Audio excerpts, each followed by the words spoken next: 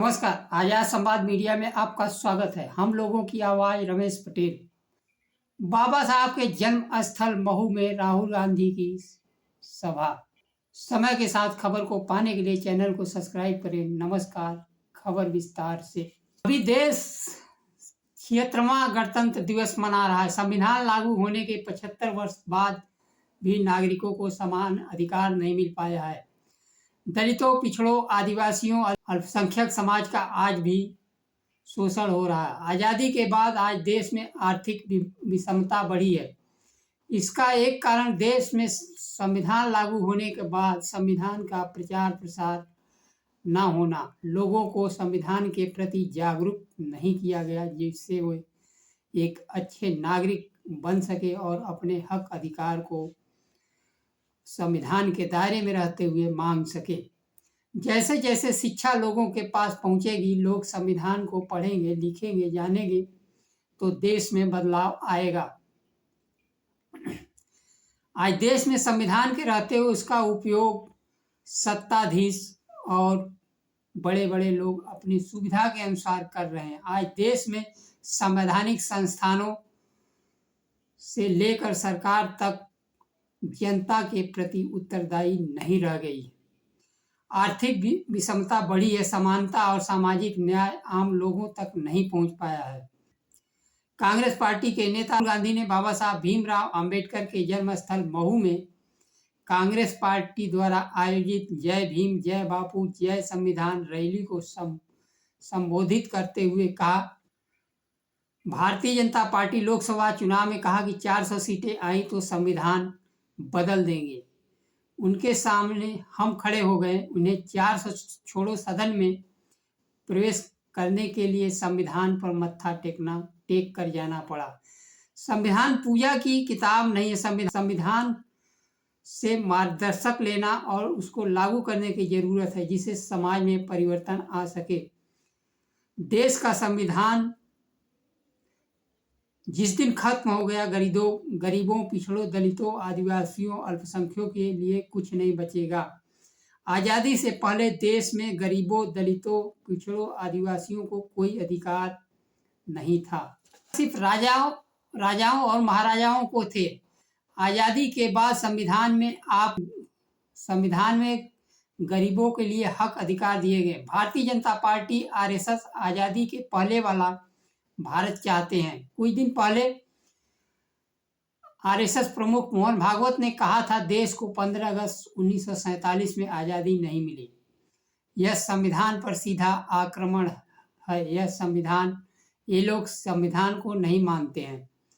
राहुल गांधी ने कहा, मोदी जी गणना कराने से डरते हैं, वे कभी नहीं कराएंगे, लेकिन 50% आरक्षण की दीवार को हम लोकसभा राज्यसभा में तोड़ देंगे। पहले कांग्रेस पार्टी राज्यों में तोड़ेगी, फिर केंद्र के स्तर पर कानून बनाकर तोड़ेंगे। राहुल गांधी ने कहा, लड़ाई संविधान और बीजेपी आरएसएस के बीच में है। ये लोग चाहते हैं आज़ादी से पहले जैसा था वैसा अब हो। गरीबों के हाथ में कुछ नहीं आए। देश को निजी हाथों में सौंपा जा रहा है। देश का सब कुछ अरबपतियों को सौंप दिया जा रहा है। आपको जो शैक्षणिक प्रमाण पत्र हैं, रोजगार के बिना कचरा हैं। देश की सच्चाई यह है कि आईआईएम और आईआईटी के छात्रों को रोजगार नहीं मिल पा रहा है। दलितों, पिछड़ों, आदिवासियों और गरीबों को एक बार फिर गुलाम बनाया जा रहा है। आपके सामने देखते देखते ही आपकी जिंदगी बर्बाद हो रही है। जीएसटी आप देते हो, मेहनत आप करते हो, पैसा आपके खर्च होते हैं, माल चाइना का बिकता है और अडानी अंबानी देश में आपको परोसते हैं। फायदा अडानी अंबानी को होता है, आपके बच्चे का रोजगार छीना जाता है। मध्य प्रदेश के महू में आयोजित रैली केंद्रीय मंत्री अमित शाह के द्वारा संसद में दिए गए भीमराव अंबेडकर के खिलाफ दिए गए बयान के प्रति लोगों को जागरूक करना था। संसद से लेकर सड़क तक बाबा साहब और संविधान चर्चा का केंद्र बिंदु बने हुए हैं। देश में दलितों पिछड़ों को लगता है भारतीय जनता पार्टी संविधान बदल देगी तथा वंचित समाज को मिलने वाले आरक्षण निजीकरण के कारण खत्म किया जा रहा है। इसको लेकर समाज में जागरूकता आई है। इसमें राहुल गांधी ने जाति जनगणना कराने की बात कही है, जिससे यह जानने का अवसर मिल सकेगा कि कौन किसका हक अधिकार खा रहा है। प्रधानमंत्री मोदी जी पिछड़े वर्ग का होते हुए भी जाति जनगणना कराने से बच रहे हैं। समानता संसाधनों में अधिकार शिक्षा के माध्यम से ही मिल सकता है। साथ ही डॉक्टर भीमराव अंबेडकर की मूर्ति पर देश में हमला बढ़ रहा है। गणतंत्र दिवस के दिन पंजाब में अमृतसर में संविधान निर्माता बाबा साहब का मूर्ति तोड़ने का प्रयास किया गया। यह सब घटना जब हो रहा था तब पुलिस प्रशासन इसे रोकने के लिए कोई कदम नहीं उठाया।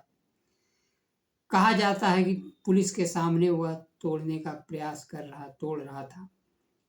देश में नफरत की बढ़ावा देने के कारण ऐसी घटनाएं दिन पर दिन बढ़ रही हैं। धार्मिक घटनाएं, जातिगत घटनाएं, और इन सब के आड़ में दलितों पिछड़ों का हक अधिकार आरक्षण